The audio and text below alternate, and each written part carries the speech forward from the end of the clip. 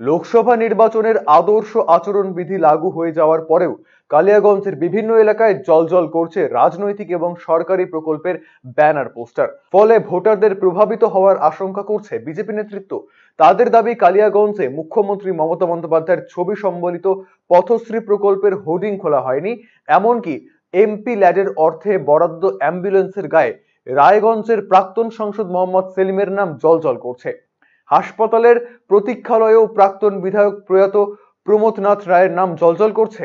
এই ঘটনায় সরব হয়েছে বিজেপি।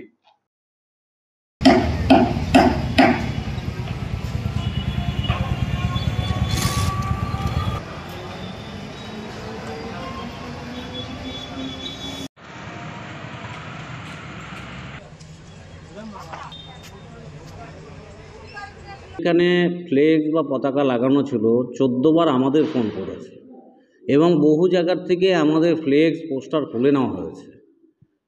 ঠিক আছে, আমরা সেই জায়গায় কোনো জায়গায় হয়তো সেই অনুযায়ী হয়তো কার্যকর্তারা সরাতে পারিনি বা হয়তো তাদের চোখের নজরে আসেনি, সেটা করেছে, ঠিক আছে, আমরা মেনে নিয়েছি।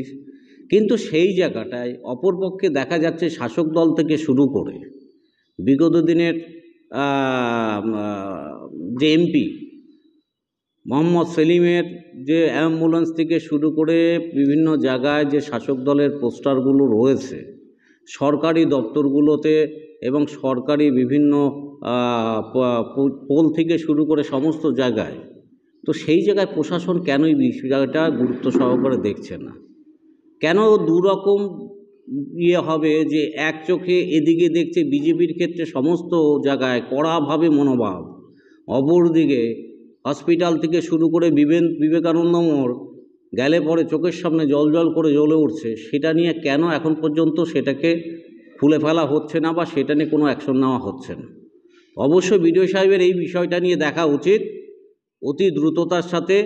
যদি এই বিষয়টা নিয়ে না দেখে, আমরা খুব তাড়াতাড়ি আমরা বিডিও সাহেবের কাছে এই বিষয় নিয়ে আমরা জবাব চাই।